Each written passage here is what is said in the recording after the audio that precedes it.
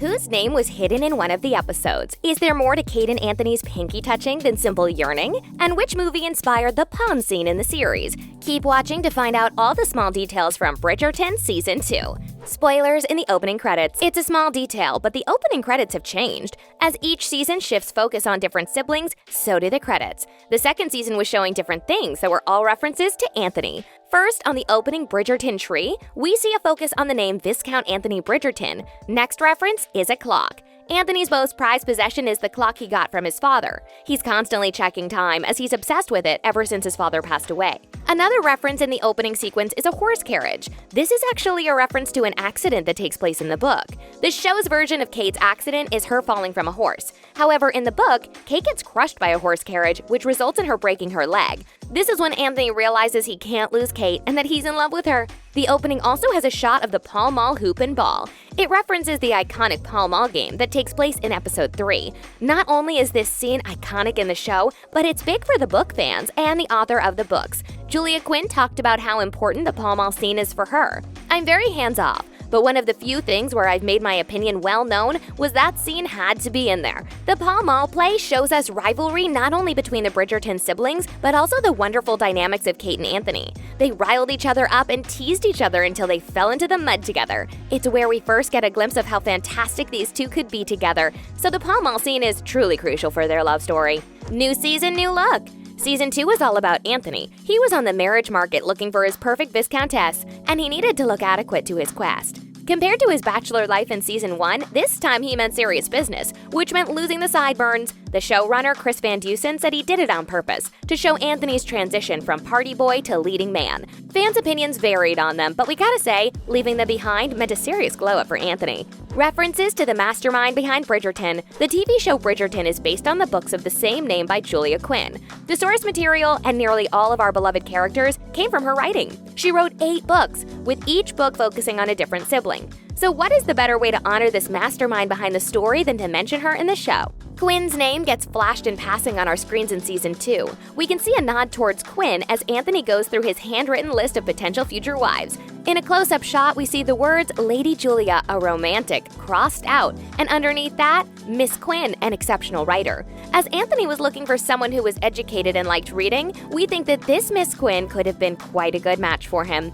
True meaning of Hyacinth. The beginning of episode 3 brought us the most heartbreaking flashback. We saw the tragic final moments of Viscount Edmund Bridgerton as he got stung by a bee, with Anthony by his side. They were getting back from a hunt when Edmund decided to pick up flowers for his wife Violet. He picks up hyacinths, which he calls Violet's favorite flowers. When Lord Bridgerton passed away, Violet was still pregnant, and she decided to name the baby Hyacinth. The flowers were the last thing Edmund wanted to give his wife, so she decided to remember it by naming their daughter after it.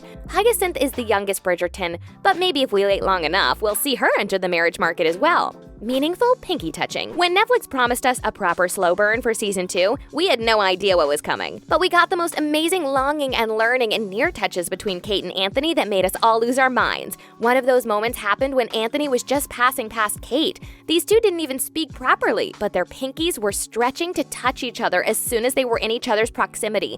It was also a reference to Season 1, where Daphne and Simon were standing next to each other in the gallery with their hands close to each other, stretching them until they met. If there's one thing Bridgerton will do perfectly, it's a good longing scene. But did you know that there's more to Kate and Anthony touching their pinky fingers? It's not only to show us longing, but it's probably a nod to South Indian wedding ritual. It's called Saptapadi, a Sanskrit word that means 7 steps. This ritual involved taking 7 rounds around the sacred fire, as each of the rounds signifies one of the 7 vows the pairs makes to each other. After the 7th step, the couple legally becomes husband and wife.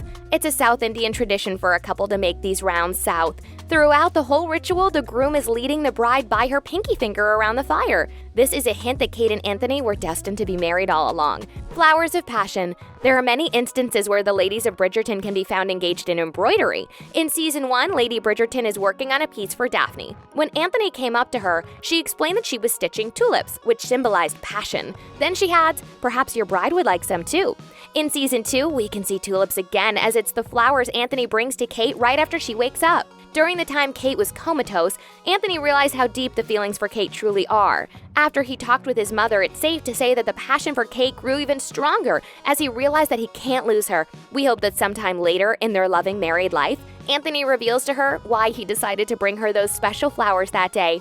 3 turns 4. In the last episode, all of our beloved characters meet up on the final ball. It's after the dam broke between Anthony and Kate, whose job now is to stay away from each other. However, Anthony walks up to Kate and asks her if she's okay with dancing at a ball after such a hard concussion. He jokingly raises 3 fingers and asks her how many fingers she sees. When Kate answers 3, Anthony twists his hands and adds a 4th one. Not only is this a lovely moment that perfectly illustrates the playfulness in their relationship, but it's also a reference to the future of their relationship. Kate and Anthony end up having 4 children in the books, with the eldest being named Edmund, after Anthony's father. Kisses on a special place. We waited nearly for the whole season for Kate and Anthony to kiss, but the first moment they got close to kissing and we saw the first spark of desire between them was in the garden when Kate got stung by a bee. Anthony panicked as he thought that Kate's fate will be the same as his father. Kate calmed him down by pressing his hand on the place of the sting, convincing him that it's just a sting and she is in fact okay. Anthony felt Kate's beating heart and she placed a hand on his chest as well, creating a connection between them that was so charged, until a noise from the distance disturbed them.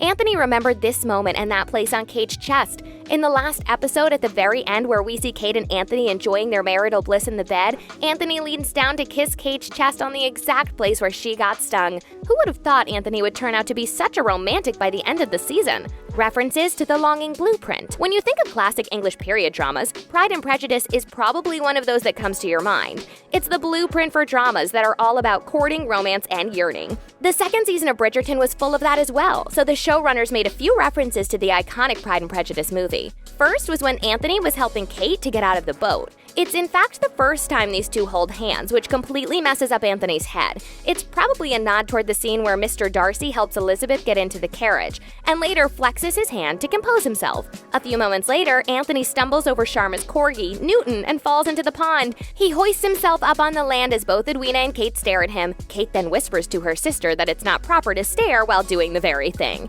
Many fans point out that this is a reference to the lake scene from the 1995 version of Pride and Prejudice, where Mr. Darcy jumps into a lake and then later bumps into Lizzie, leaving them both flustered. It was confirmed that the whole pond scene was modeled by the Pride and Prejudice movie, as the showrunner Chris Van Dusen spoke about his adoration for it. Those are the gold standards. They're so beautiful, and those images, Colin Firth in his white shirt, Darcy with the hand clench, they've been seared into my brain for as long as I can remember. It's why I fell in love with the genre in the first place.